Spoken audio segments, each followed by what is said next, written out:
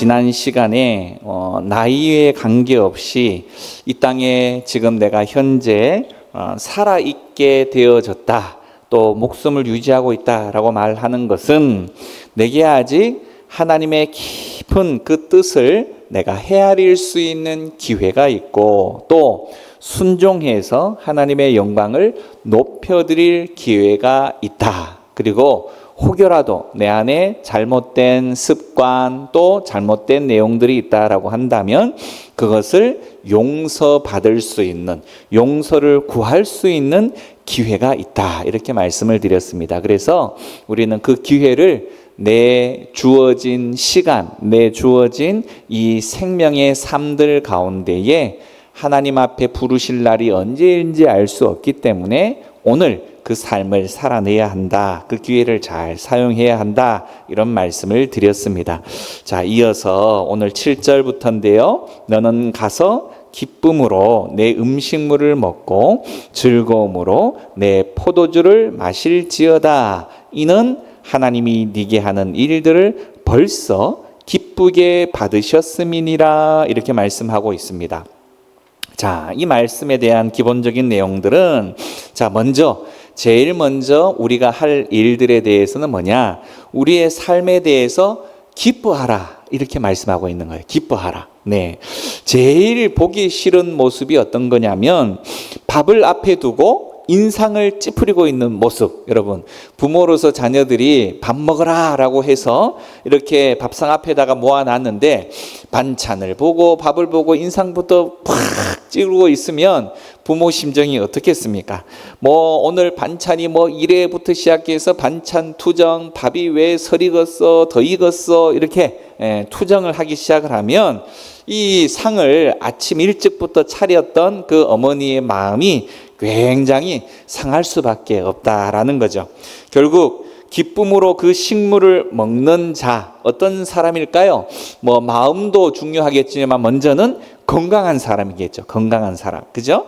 건강한 사람은 그저 신 것은 시어서 맛이 있고, 단 것은 또 달아서 맛이 있고, 또 딱딱한 것은 씹을 것이 있어서 맛이 있고, 연한 것은 부드러워서 또 맛이 있는 겁니다. 그게 바로 건강하다라는 증거죠. 그런데 뭐가 좀 문제가 있으면 시면 시어서 문제고, 또 달면 달아서 문제고, 뭐든지 다 문제가 되어진다라는 겁니다. 그래서 우리는 밥을 대할 때마다, 식사를 대할 때마다 어떤 반찬이어든 간에 그저 즐겁게 먹을 수 있게 하여 주십시오라는 기도가 필요합니다. 건강해야 그것이 가능하기 때문이죠. 식욕도 주셔야 되고 건강도 주셔야 되고, 또 마음에 하나님이 주시는 것으로 이 모든 것이 결국 나를 향한 하나님께서 베풀어 주신 것이다, 이렇게 생각을 하면 감사할 수밖에 없는 거잖아요. 그죠? 모든 것에 대해서 감사하는 그런 마음도 하나님 우리에게 주십시오라고 기도해야 한다라는 겁니다. 그것이 바로 하나님께서 우리를 향한 뜻이고, 그렇게 행할 때 하나님도 기뻐하신다라는 거죠. 건강이 별로 좋지 못해도 사실상 우리 안에 감사하는 마음만 있다면 어찌되었건 그것을 먹어보려고 노력하고 즐겁게 먹으려고 한다라는 겁니다. 우리가 먹는 음식을 통해서 결국 우리는 건강을 유지할 수도 있고, 그 건강을 통해서 더 열심히 하나님이 기뻐하시는 일들을 할 수 있기 때문이죠. 때문에 우리는 어떻게 해요? 잘 드셔야 합니다. 잘 드셔야 해요. 그냥 입맛이 있기 때문에 먹는 것도 있지만 우리가 무엇을 해야 하기 때문에, 그죠? 무엇을 해야 하기 때문에 입맛 그 내용들을 뛰어넘어서 하나님의 영광을 드러내고 어떤 일에 대한 내용들을 섬겨야 하고 어떤 일을 행해야 하기 때문에 내 입에 딱 맞는 것이 아니라 할지라도 먹어야 힘이 나니까, 먹어야 그 일을 감당할 수 있으니까 그걸 먹을 수 있게 되어지는 거죠. 하지만 아무리 건강하려 해도 사실상 우리가 바르게 먹고 바르게 마시지 않으면 또 건강을 해치게 되는 법입니다. 기쁘게 먹고 마실 수 있기를 바라야 하지만 또 바르게 음식을 섭취해야 하는 것도 매우 중요한 겁니다. 그래서 우리에게 몸에 좋지 않은 것을 굳이 애써 먹으려고 하지 말아야 하는 부분도 해당되어진다라는 거죠.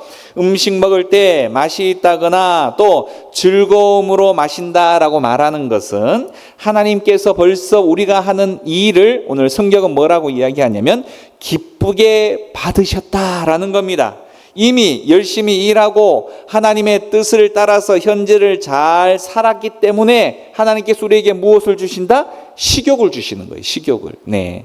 결국 그런 우리의 배가 고프다라고 말하는 것이 슬픔이나 고통이 아니라 배가 고프다라고 말하는 것은 하나님께서 우리에게 식욕을 허락하셨다. 그죠? 그 식욕을 통해서 또 우리의 건강을 유지할 수 있게 만드시는 부분이 있다라는 겁니다. 사랑하는 여러분, 우리가 통증을 느끼고 우리가 아픈 것을 느끼는 것, 우리는 싫어요, 좋아요?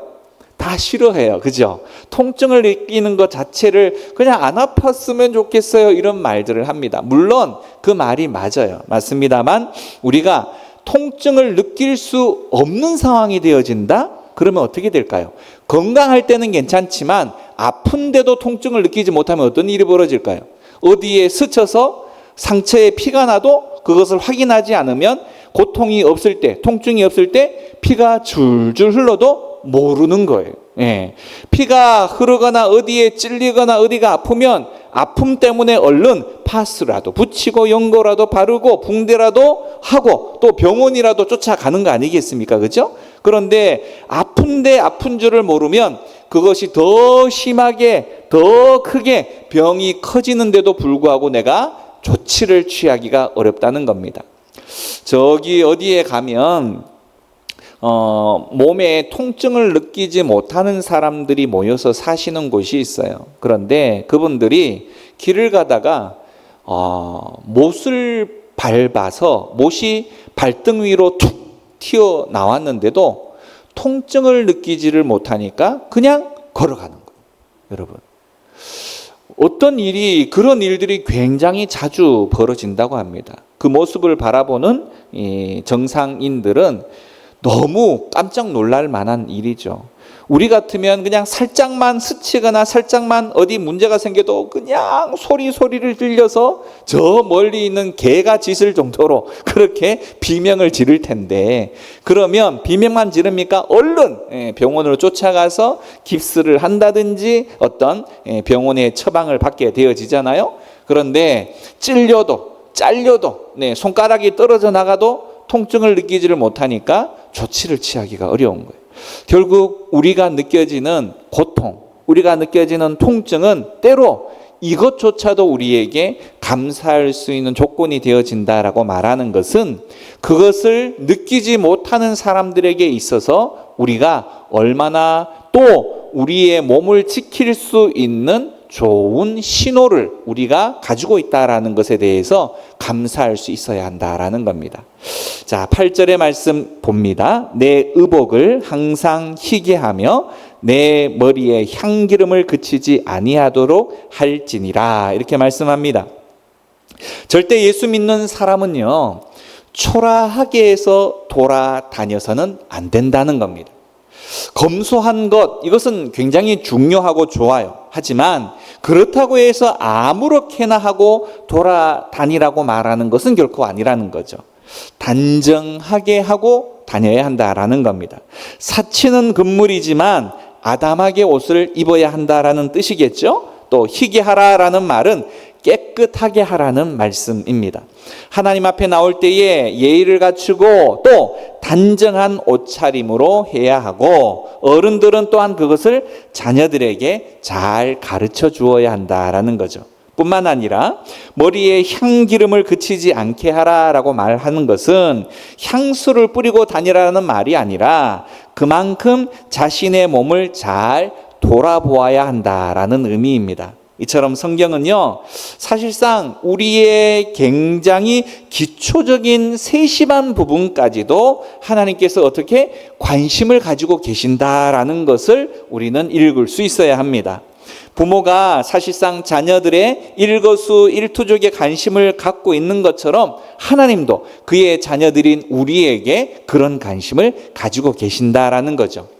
죽고 사는 생명의 문제뿐만이 아니라 그래서 우리의 먹는 것, 입는 것, 이런 일상생활의 아주 사소로운 부분까지도 하나님께서는 우리를 너무 사랑하시기 때문에 관심이 있다라는 말씀이죠.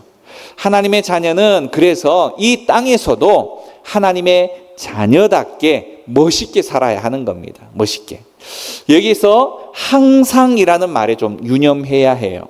우리는 밖에 어디 외출할 때만 신경을 좀 쓰는 편이잖아요. 그죠? 하지만 사실상 더 신경 써야 할 부분은 바로 집 밖에보다 집 안에 또 가까이에 있는 사람들에게 더 신경을 써야 하는 것이 사실입니다. 네, 그 가까이에 있는 사람이 누굴까요? 가족이죠. 자녀들일 수도 있고 남편일 수도 있고 또 그 가까이에 있는 또 동료일 수도 있는 겁니다. 언제든지 그들에게 내가 표현하고 드러낼 때 깨끗한 옷을 입고 항상 멋있게 살아가라라는 말씀입니다. 9절 말씀에는요, 내 헛된 평생의 모든 날, 곧 하나님이 해 아래에서 내게 주신 모든 헛된 날에 내가 사랑하는 아내와 함께 즐겁게 살지어다. 그것이 네가 평생에 해 아래에서 수고하고 얻은 너의 몫이다. 이렇게 말씀하고 있습니다. 자, 먹는 것을 잘 먹고 옷도 깨끗하게 잘 입는 것 매우 중요합니다만 더 중요한 사실 하나는 바로 내가 생활하고 있는 이 가정을 행복한 장으로 만들어야 한다라는 의미입니다. 가정은 잘 돌아보지를 못하고 가정은 쑥대밭인데 그냥 교회 일 또 뭐 봉사한다고 이렇게 움직여지는 것만이 바로 하나님께 받아들여지는 모습이 아니라는 겁니다. 네. 세상이 잘못되면 또 가정을 행복의 장으로 잘 만들지 않으려는 그런 어떤 풍조가 있습니다. 또 집 밖에서 무엇인가 좀 행복을 찾아보려고 하는 그런 경향들도 세상이 악해지면 악해질수록 그런 일들이 벌어진다라는 거죠. 하지만 이것은 철저하게 잘못된 일이다라는 겁니다. 특별히 이 반문화가 발달이 되어진 곳일수록 가정들이 온전하지 못한 이 경우들을 얼마나 우리가 자주 목격합니까?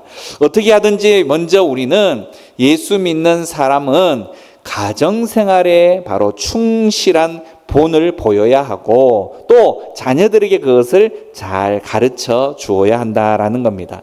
밖에서 열심히 일하고 가정에 돌아와서 또 가족들과 오손도손 즐겁게 대화하는 것, 그렇게 사는 것이 하나님께서 수고한 자에게 주신 복이다, 이렇게 말씀하고 있다는 거죠. 그러니 현재를 사실상 우리 믿음의 사람들은 하나님의 뜻대로 살아가야 한다라는 겁니다.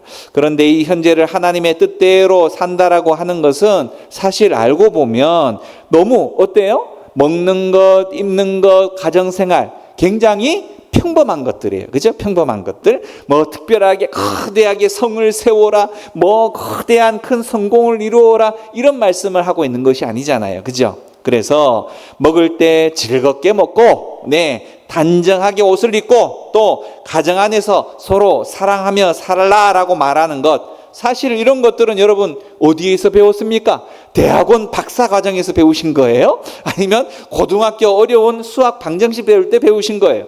어찌 보면 요즘 애들로 치자면 유치원 어린이집에서 배울 만한 이야기들이고, 지금 어른 세대들은 어릴 때부터 부모님에게 그렇게 다 배우신 다 내용이다라는 겁니다. 결국 우리는 어릴 때 배운 것만 잘해도, 그죠? 그것만 잘해도 우리가 살아가는 기본을 다 이행할 수 있게 되어지는 것입니다.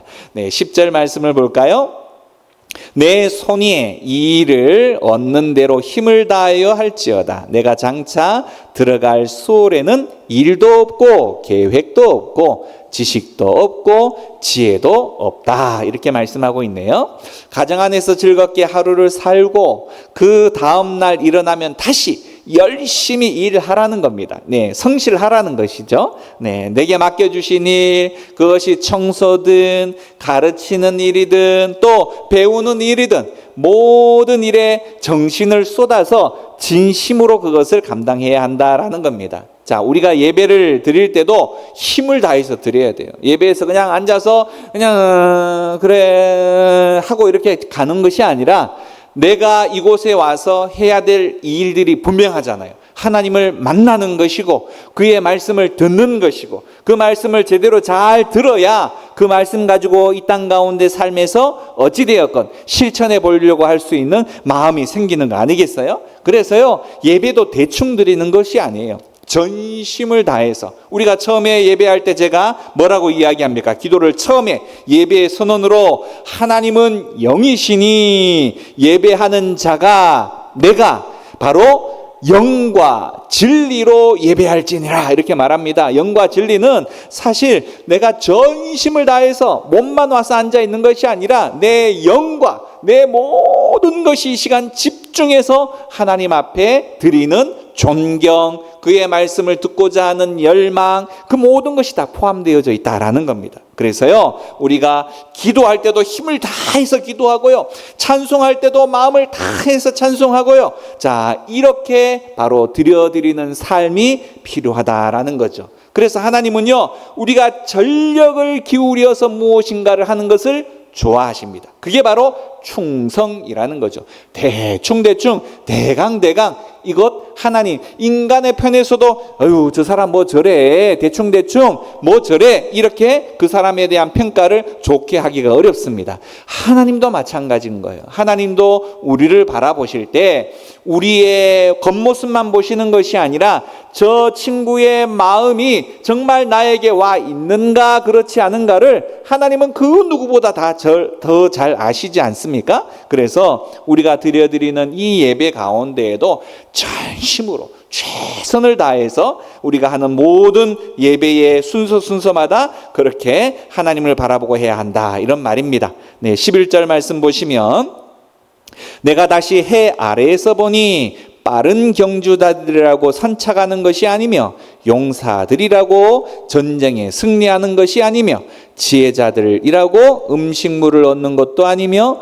명철자들이라고 재물을 얻는 것도 아니며 지식인들이라고 은총을 입는 것이 아니니 이는 시기와 기회는 그들 모두에게 임함이니라, 이렇게 말씀하고 있습니다.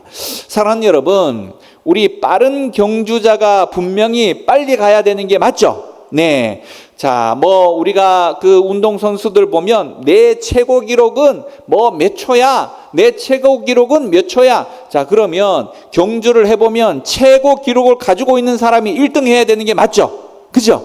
그런데 막상 뛰어보면 꼭 최고 기록을 가지고 있는 사람이 1등 하는 것은 아니더라고요. 그렇죠? 네, 달리기를 해도 그렇고, 장대 높이 뛰기를 해도 그렇고, 멀리 뛰기를 해도 그렇고, 내가 최고 기록을 가지고 있어요 한다고 해서, 내가 올림픽 기록을 가지고 있어요라고 한다고 해서 꼭 1등 하는 것만은 아니라는 겁니다. 결국 빠른 경주자라고 해서 1등 하는 것이 아니기 때문에 어떻게 해요? 그 경기는 해봐야 하는 거예요. 해봐야. 그죠? 해봐야 해요. 자, 빨리 달린다고 해서 먼저 도착하는 것이 아니기 때문에 빨리 달리더라도 믿음의 사람들은 그 가운데 어떻게 해라? 하나님의 은혜를 입어야 하는 거예요. 하나님의 은혜. 예. 하나님이 은혜를 주시면 빨리 달려서 먼저 도착할 수 있는 기회를 얻게 되어지는 겁니다. 그죠? 자, 왜 그런지 그 이유를 바로 성경의 설명을 할 때 이는 시기와 기회는 그들 모두에게 주어진 것이다, 이렇게 말씀하고 있습니다. 다시 말해 하나님께서는 그 사람을 1등으로 만들어서 하나님께 영광을 돌려야 되겠다라는 그 때가 있다는 겁니다. 그 때가. 예. 그 때를 우리는 얻어야 하는 거죠. 그래서 하나님께 매달려야 되고요, 은혜를 받아야 하는 것입니다. 은혜를 받아요.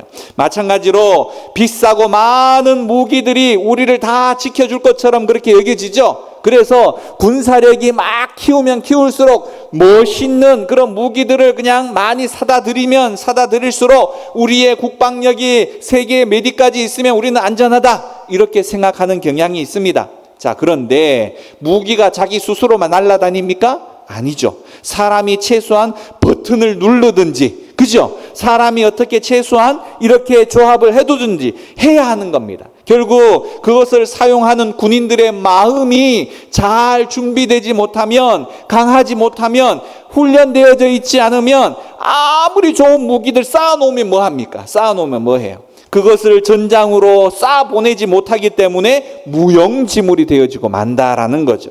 따라서 우리는요, 나라를 위해서 기도할 때 정치하는 분들과 군인들을 위해서도 기도해야 되겠지만, 무엇보다 하나님께서 이 나라와 민족을 지켜달라고 반드시 기도해야 한다라는 겁니다. 그 모든 것들을 주관하시는 분은 결국 하나님이시기 때문에 하나님은 사람의 마음도 움직이시고 상황도 만들어 가시지 않겠습니까? 그래서 우리가 그냥 눈에 보이는 것들에게만 너무 의지해서는 안 된다라는 겁니다. 어디 이뿐이겠습니까? 똑똑하다고 다 성공했으면 우리 IQ 높은 사람들이 다 성공자가 되었죠. 하지만 똑똑하다고 다 성공하는 것도 아니고 또 돈 많이 버는 것도 아니더라라는 겁니다. 재주가 많으면 오히려 이것저것 그냥 문어발식으로 이것도 해보다가 저것도 해보다가 자 이것저것 손 다 댔다가 어떻게 돼요? 도리어 더 이것도 저것도 다 안 되는 일들이 벌어집니다. 그저 조금 부족해도 하나의 열 중에서 성실히 하다 보면 그 분야에 나름 전문가가 되어서 성공할 가능성이 더 크다라는 거죠. 결국 모든 일에 하나님이 은혜를 주셔야 한다라는 이 결론입니다. 네, 많이 가진 자일수록 또 똑똑한 자일수록 능력이 많을수록 자기 힘에 의지하다가는 망하기가 더 쉽기 때문에 그런 사람일수록 더 하나님의 은혜가 필요하다라는 겁니다. 네, 은혜 받지 않으면 내가 가지고 있는 것들을 통해서만 자만할 그 가능성이 크기 때문이죠. 은혜가 있어야 자신의 능력이든 또 돈이 많든 바로 그것들을 잘 사용해서 존경도 받고 하나님 앞에 영광도 돌릴 수가 있는 것입니다. 네, 12절 말씀 보시면 분명히 사람은 자기의 시기도 알지 못하나니 물고기들이 재난의 그물에 걸리고 새들이 올무에 걸림같이 인생들도 재앙의 날이 그들에게 호련히 임하면 거기에 걸리느니라, 이렇게 말합니다. 자기의 시기란 결국은 죽음이나 재앙이라는 뜻인데요, 재앙을 만날지 죽을지 자신은 잘 모른다는 겁니다. 사실 사람들이 그것을 몰라야지 알면 사랑 여러분 큰일이 나는 겁니다. 큰일이 나는 거예요. 자, 무슨 이야기냐? 여러분, 만약 내가 죽을 날이 1년 뒤에 아니면 6개월 뒤에 죽는다, 날짜를 받아놨어. 자, 그러면 여러분 어떻게 오늘부터 살아가시겠습니까? 내가 6개월 뒤에 죽어. 아유, 뭐 6개월 뒤에 죽는다는데 내가 지금 이거 뭐 열심히 해가지고 뭐 누구 뭐 덕이 되겠다 하려고 그래, 누구 좋으라고 하려고 그래. 그냥 들어 누워가지고 자포자기 하다가 더 내 몸을 상하게 만들어서 6개월도 채 살지 못하고 더 일찍 죽는 일들도 생겨나는 겁니다. 그렇지 않겠습니까? 네. 그래서 하나님은 내일 일을 가리워 두신 거예요. 가리워 두신 거예요. 그렇기 때문에 내가 언제 죽을지 몇 살까지 살려는지 굳이 애써서 점집 찾아다닐 필요가 없다는 겁니다. 하나님께서 하나님을 의지하고 살아가도록 하기 위해서 내일 일을 하나님은 다 가리워 두신 거죠. 네. 물고기가 그물 쳐진 곳에 먹이를 보고 헤엄쳐 가다가 걸려드는 것처럼 사람이 욕망을 따라 살다 보면 분명하게 실패하게 됩니다. 인생에게 닥치는 재앙과 그 죽음은 언제일지 그래서 우리는 아무도 모릅니다. 항상 준비하며 살아가라라는 의미죠. 오늘 하나님이 우리를 불러도 하나님 너 이제 너의 이 땅 가운데 삶을 이제 마감한다. 하늘나라로 와라. 이렇게 부르시면 하나님 내가 하나님의 은혜로 이 땅 가운데 정말 기쁨으로 영광스럽게 살다가 사명 다 감당하다가 이제 하나님 불러주시니 이제 아무것도 아쉬운 것 없이 하나님 앞에 갑니다. 이렇게 할 수 있어야 한다는 겁니다. 네, 내일 아침에 일어나는 것 그것도 결국은 하나님의 특별한 뜻이 있는 것이고 그것 또한 하나님의 은혜라는 거죠. 여러분 과거에 옛 어르신들이 밤새 안녕 이런 말들을 하죠. 아무도 내일 일을 알지 못한다라는 겁니다. 언제 재앙이 올지, 언제 구름이 올지, 언제 갑자기 죽음이 우리 가운데 닥쳐올지 우리는 모르기 때문에 항상 잘 준비하는 인생을 살아가야 하는 거죠. 늘 믿음을 준비하고 늘 생활의 준비를 바로 가져서 오늘 하나님이 불러주셔도 후회 없이 그렇듯 갈 수 있는 위의 것을 바라보며 살아갈 수 있는 값진 삶 우리 모두가 살아가야 한다라는 겁니다.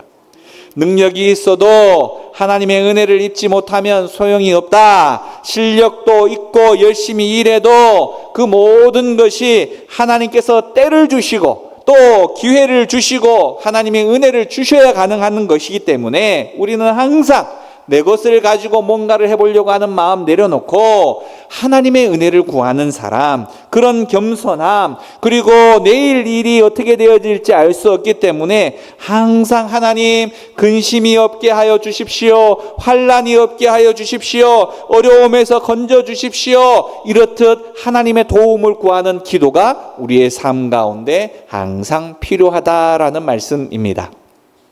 13절부터 16절까지의 말씀을 보면 내가 또 해 아래서 지혜를 보고 내가 크게 여긴 것이 이러하니 곧 작고 인구가 많지 아니한 어떤 성읍에 큰 왕이 가서 그것을 에워싸고 큰 흉벽을 쌓고 치고자 할 때에 그 성읍 가운데에 가난한 지혜자가 있어서 그의 지혜로 그 성읍을 건진 그것이라. 그러나 그 가난한 자를 기억하는 사람이 없었도다. 그러므로 내가 이르기를 지혜가 힘보다 나으나 가난한 자의 지혜가 멸시를 받고 그의 말들을 사람들이 듣지 아니한다 하였노라. 이런 말씀을 합니다. 자, 오늘 솔로몬이 경험적으로 무엇 하나를 깨달았는데 그 내용이 뭐냐? 힘쓰는 것보다 지혜를 쓰는 것이 더 낫다라는 결론입니다. 하지만 그 예를 한번 이 솔로몬이 들었는데 그 예가 어떤 이야기냐면 조그마한 성이 하나 있었대요. 자, 조그마한 성이 있었는데 큰 나라 임금이 그 성을 빼앗으려고 바로 그 성을 주변으로 싹 둘러쌌대요. 둘러싸고는 막 활을 쏘기 위해서 주변에다가 높은 턱을 이렇게 만들기 시작을 했다는 겁니다. 자, 턱이 점점 올라오기 시작하면 그 높은 턱에 올라가서 활을 막 그 성을 향해서 쏘아대면 그 성 안에 있는 사람들이 다 죽게 되는 거 아니겠습니까? 그죠? 자, 그런데 그 성 안에 아주 지혜로운 사람이 한 명 있었다라는 겁니다. 하지만 그 지혜로운 사람이 좀 가난했대요. 가난했지만 지혜로운 사람이 그 어려움을 바로 성이 곧 다른 나라에 넘어갈 판에 이 일들을 어떻게 해요? 구하게 되었대요. 자, 그런데 그 사람이 좀 가난하다 보니까 그 당시에는 우와 박수를 쳤는데 금세 잊혀져 버리고 우리 성을 구한 사람이 누군지도 나중에는 알지 못하는 일이 벌어지고 말았다라는 겁니다. 그래서 지혜가 힘을 쓰는 것보다 낫기는 하지만 가난한 사람의 지혜는 별로 인정을 받지 못한다 이렇게 말하고 있다는 거죠. 결국 바람직하기에는 하나님의 은혜와 복을 많이 받은 중에 지혜를 말하고 세상을 구하면 무시를 당하지 않는 겁니다. 아주 좋은 일을 해도 그때 한번 머리를 가지고 이야기했다는 것으로는 인정을 받기가 매우 어렵기 때문에 평소에 인정받는 삶을 살아가다가 정말 어려움이 왔을 때 제대로 지혜를 말할 수 있는 그 사람이 되도록 힘쓰라라는 이야기라는 겁니다. 그래서 자녀들에게 바로 청빈하게 살라 이렇게 가르치는 것보다 차라리 청렴한 부자가 되어져서 열심히 번 돈으로 다른 사람에게 그 복을 나누어 주는 사람, 많은 사람을 고쳐주는 사람이 되도록 해야 한다라는 의미가 됩니다. 따라서 평소에 열심히 나의 맡은 것을 감당하되 하나님의 능력을 받아서 감당하기 때문에 인정받는 그런 사람이 되도록 하라라는 의미이죠. 우리는 그래서요, 어느 날 한 번 반짝 해가지고는 오래 살아남기가 어렵습니다. 항상 우리의 마음의 중심이 하나님으로부터 끊임없이 지속적으로 은혜를 받고 그 받은 은혜를 가지고 지속적으로 베풀고 섬기고 나누는 삶을 살아야 한다라는 거죠.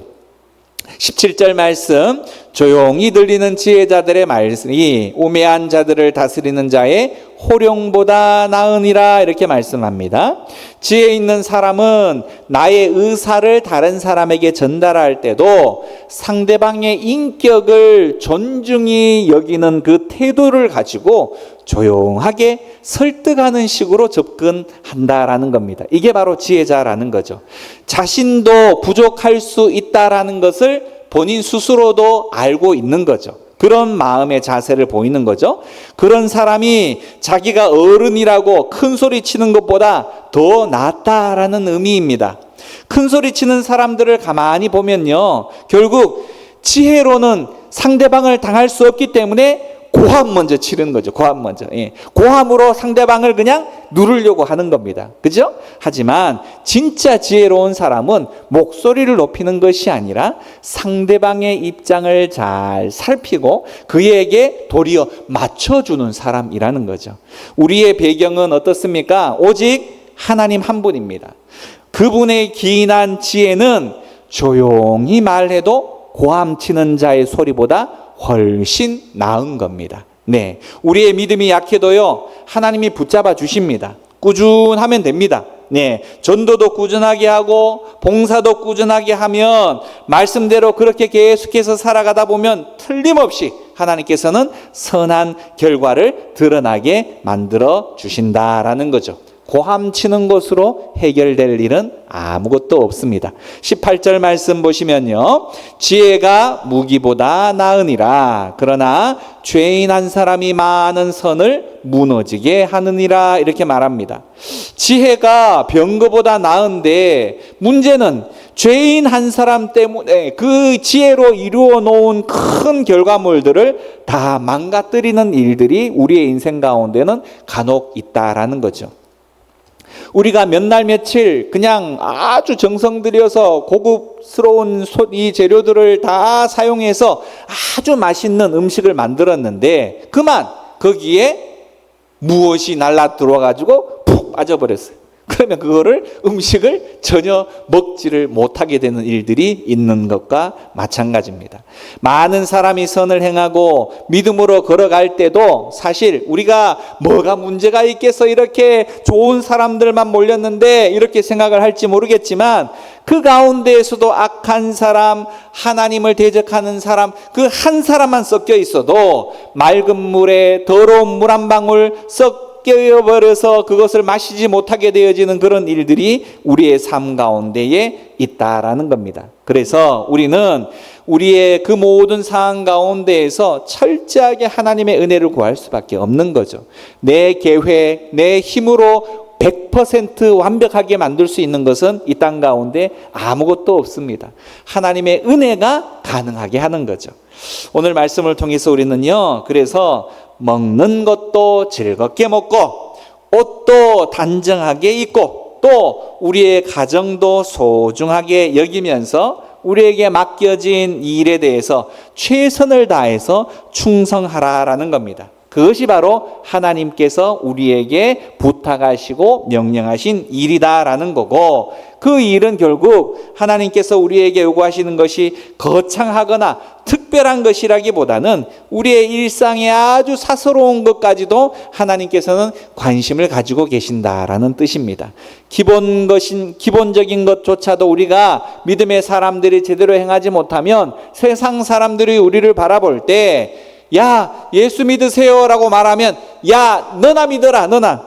너같이 될까봐 못 믿겠다. 이런 이야기 들으면 어떻게 되겠습니까? 그죠? 그러니 우리 하는 일에 전력을 다하며 최선을 다할 때에 세상 사람들도 인정하고 존경을 하게 됩니다.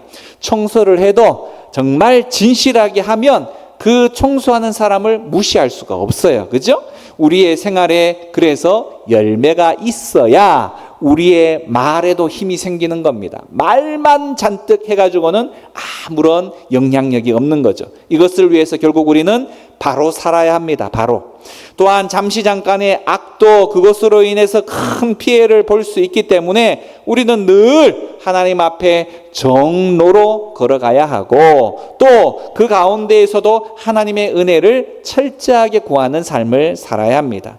모든 것 위에 은혜를 사모해야 할 뿐만이 아니라 그 은혜를 받은 자로서 항상 바른 삶을 살도록 노력하라 라는 것이 오늘 말씀의 결론입니다. 이 한 주간의 삶을 그렇듯 또 말씀을 따라서 순종하며 살아갈 수 있는 우리 모두가 되어질 수 있기를 간절히 축원드립니다. 아멘. 기도하겠습니다.